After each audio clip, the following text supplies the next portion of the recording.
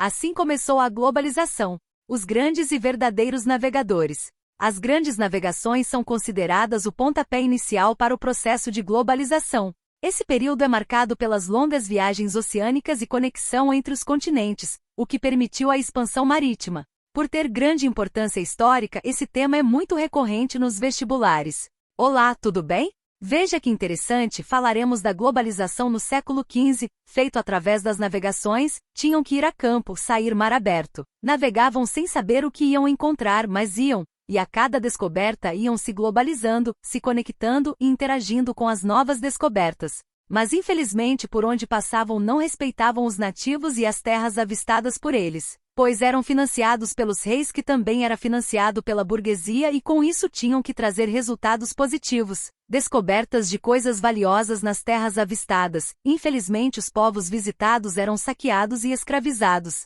Se você não é inscrito, por favor, se inscreva, não custa nada, ou melhor aqui quem ganha é você, que vai ficar informado. Todos os vídeos são pesquisados e feitos com carinho, pois gosto do que faço, só gostaria que mais pessoas tivessem acesso aos vídeos do canal MZ Notícias. Não deixe de comentar, de compartilhar, deixe o like e acesse o sininho, mas é importante que assista até o final. O texto é de fácil interpretação e as imagens reforçam o texto, é muito trabalhoso, mas se você tem o dom e gosta, faça também, informação nunca é demais. Chega de lenga-lenga, bora pro vídeo. Durante muito século, os navegadores acreditavam que a Terra era plana e que ao navegarem acabariam em um abismo. A Terra era considerada uma esfera regular até o século XVII. Hoje, o nosso planeta é representado fisicamente como um geóide, uma forma arredondada com superfície irregular, não possuindo fórmula matemática que o defina. É um referencial do formato da Terra adotada pela ciência. O que molda o geóide não está na geometria, mas sim na força gravitacional. A figura matemática que mais se adapta a essa forma da Terra é o elipsoide, esfera achatada nos polos. O geóide é diferente do elipsoide, do cone, da esfera e dos demais sólidos. Na época das grandes navegações, quem comandava as expedições era o capitão Mor. Nessas viagens ia também um escrivão, representante direto do rei, encarregado de fazer os relatos da viagem e registrar em um livro de contabilidade as despesas e as mercadorias. Os europeus lançaram-se a navegar pelo Oceano Atlântico e tiveram que enfrentar muitos perigos nos mares, mas nada era tão assustador como o medo do desconhecido.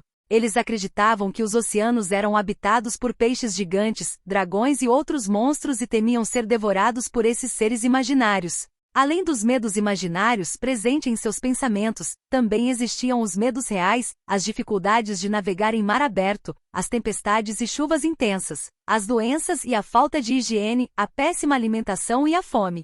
Durante décadas fizeram diversas tentativas para chegar às Índias pelo Oceano Atlântico, nem sempre deu certo. Foram destruídas dezenas de barcos e morreram milhares de marinheiros. Em 1453, os turcos tomaram Constantinopla e bloquearam o comércio europeu com as Índias pelo mar Mediterrâneo. Isso acelerou a procura de novas rotas alternativas, o que já faziam desde a antiguidade. Portugal e Espanha foram os reinos europeus que mais investiram nas grandes navegações em busca por novas rotas, principalmente que chegassem até as Índias, onde era comercializado as especiarias, mercadorias que ajudavam na preservação dos alimentos e na condimentação, que era muito apreciado e valorizado na Europa.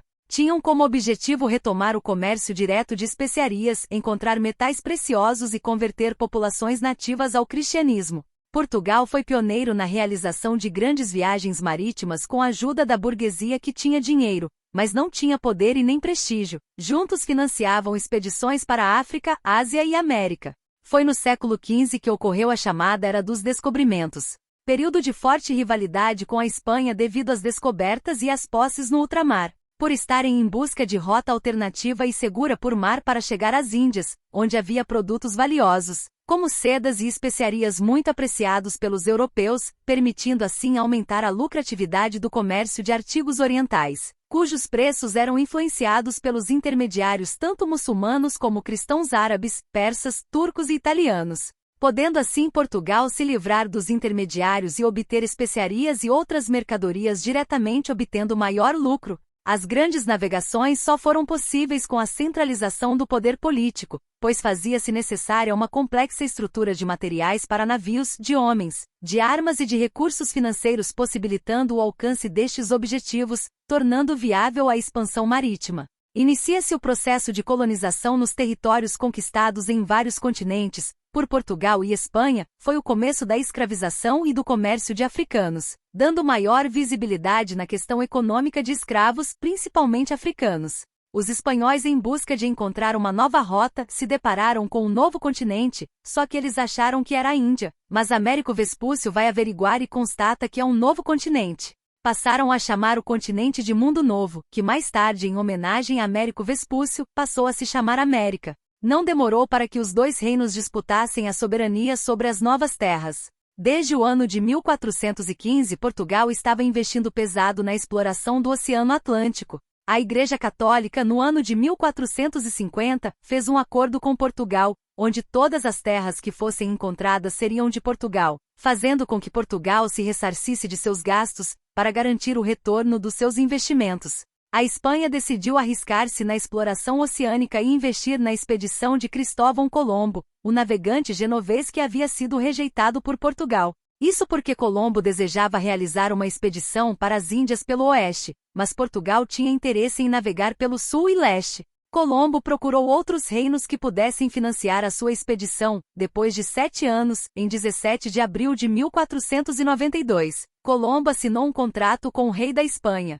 Pelo contrato, Colombo foi nomeado almirante dos mares, vice-rei e governador das novas terras que eventualmente viesse a descobrir na Ásia, conseguindo preparar 3 embarcações para a aventura. Saindo da Espanha em agosto de 1492, chegou a um mundo novo em outubro do mesmo ano, mais tarde chamado de América.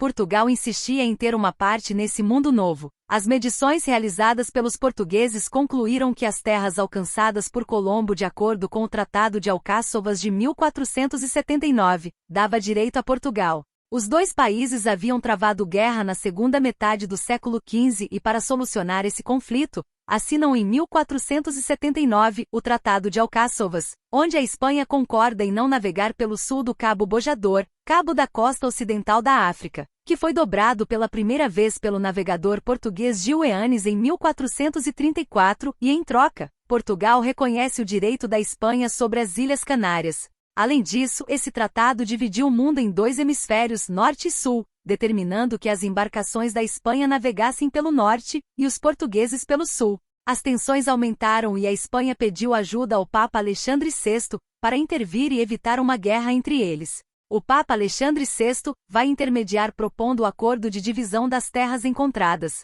Em 1493, Portugal e Espanha assinam o documento Bula Intercoetera, que dividia as novas terras encontradas a oeste da ilha de Cabo Verde na África, em 100 léguas, o que equivale a 660 quilômetros, e determinava a marcação de um meridiano. As terras a oeste desse meridiano pertenceriam à Espanha, e as terras a leste ficariam com Portugal, dividindo assim as conquistas entre os reinos ibéricos. O rei português Dom João II subiu ao trono em 1481 e governou até 1495. Não aceitou as regras da bula papal e pediu sua reformulação. Os historiadores levantam a hipótese que Portugal já sabia da existência de outras terras na América do Sul, por isso pediu a reformulação. Para pacificar a disputa entre Portugal e Espanha pelo domínio das terras encontradas no Atlântico Sul, foi estabelecido um limite entre os dois reinos para a exploração desse novo mundo. Fizeram um novo tratado. O Tratado de Tordesilhas foi assinado por Portugal e Espanha em 7 de junho de 1494, na cidade de Tordesilhas, na Espanha, e determinava a divisão das terras que poderiam ser encontradas durante as navegações oceânicas. Assim, a Bula Intercoetera foi refeita, foi recalculada de 100 léguas para 370 léguas, mantendo as referências do arquipélago de Cabo Verde na África.